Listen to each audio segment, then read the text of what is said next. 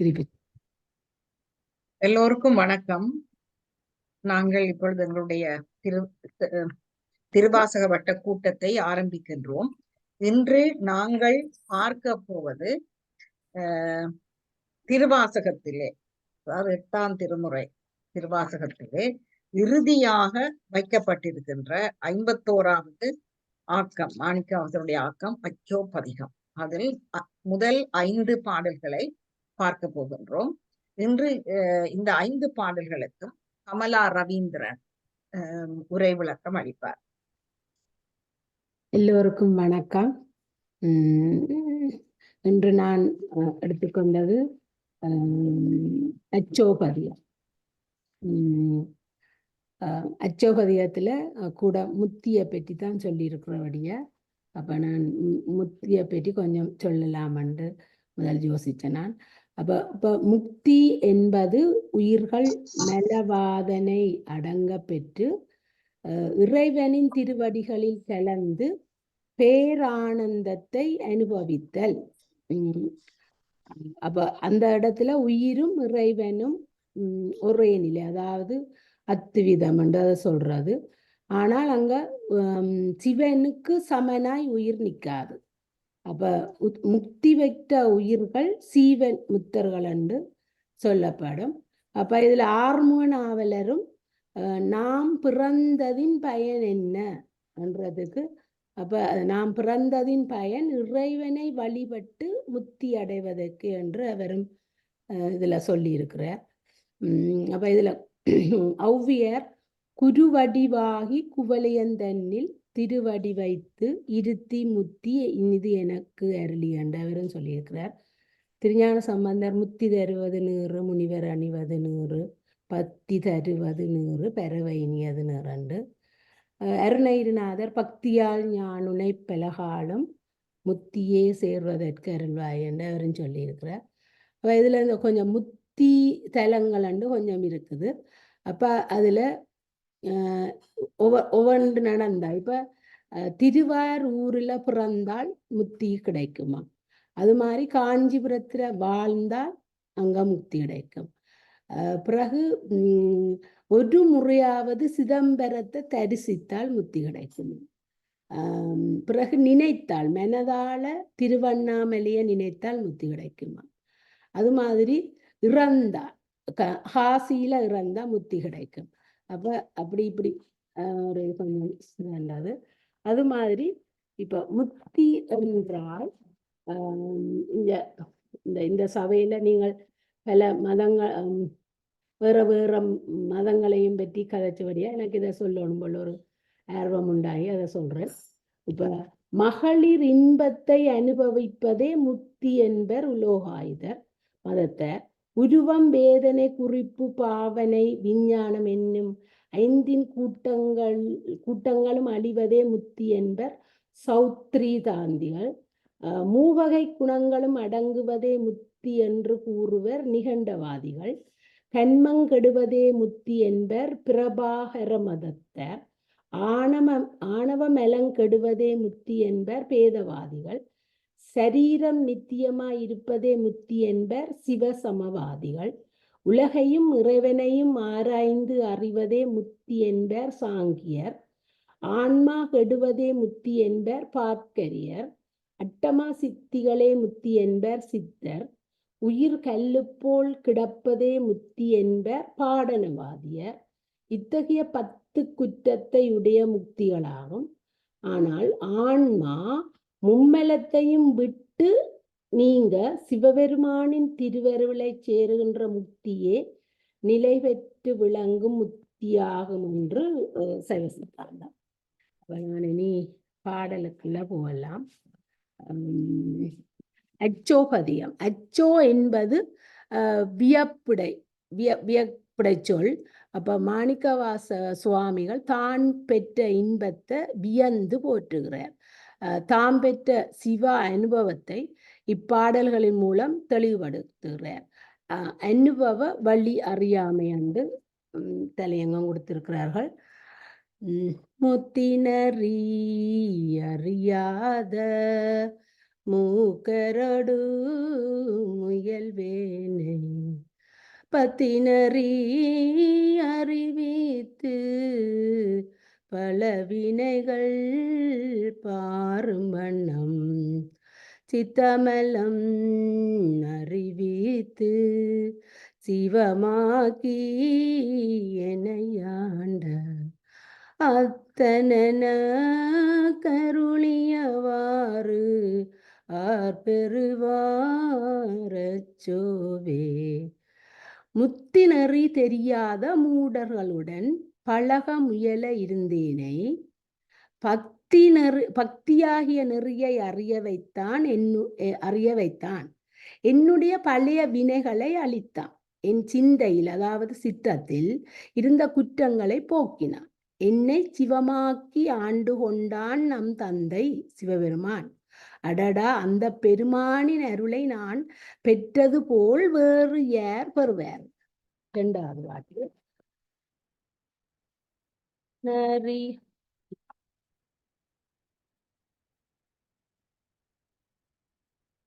மேல போட்டுது.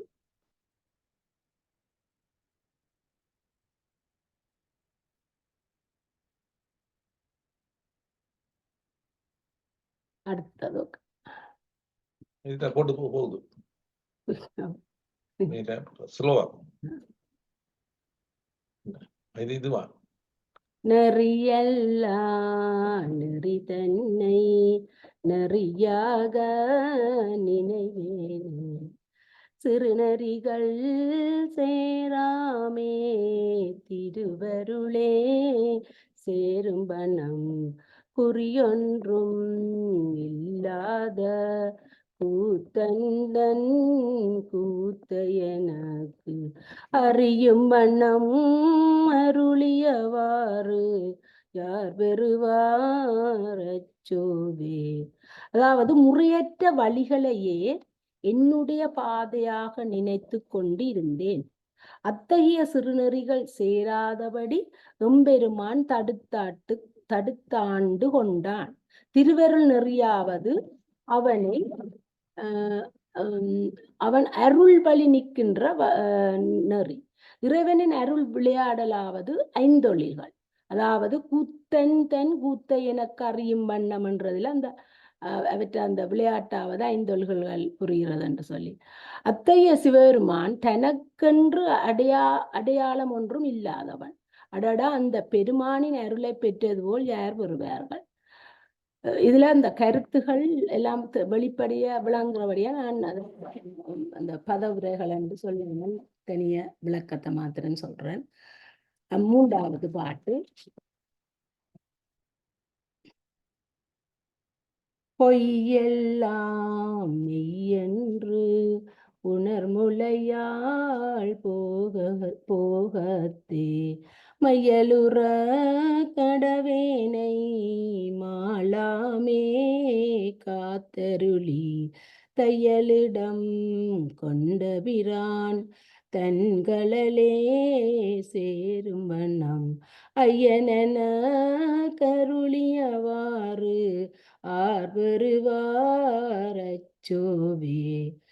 நிலையில்லாத சிற்றின்பத்தை, அந்த பொய்யெல்லாம் என்றது நிலையில்லாத சிற்றின்பத்தை மெய்யென்று புணர்முலையார் போகத்தை, அதாவது அத நிலையான பேரின்பம் என்று, அதாவது நெருங்கிய மார்பகங்களை கொண்ட பெண்களின் சுகத்தில் மயங்கி விழ கடவேனை மாளாமை காத்தாய் மாளாமல் காத்தாய் உமையம்மையை தன்னிடப்பாகம் கொண்ட பிரான் தன்னுடைய திருவடிகளை சேரும் வண்ணம் அருளினான். நாலாவது.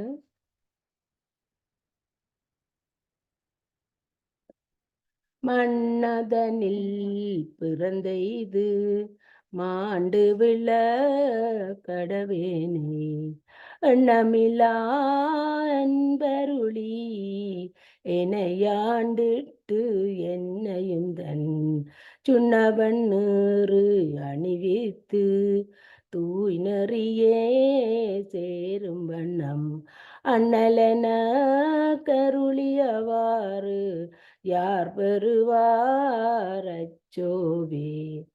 மண் உலகில் பிறந்து இழைத்து அழிந்து போகக்கூடிய என்னை எண்ணமிலாண்ட எதிர்பாராத அன்பை எனக்கு அருளி என்னை ஆட்கொண்டு வெண்மையான திருநீறு பூசும்படி செய்வித்து தூய்மையான வழியையே அடையும்படி எனக்கு அருள் செய்த முறையினை வேறு யார் பெறவல்லவர்? இதுவும் ஒரு அதிசயம். இதனால் இறைவன் பிறவா நெறி அருள வல்லவன் என கூறப்பட்டது. 5வது பாட்டு.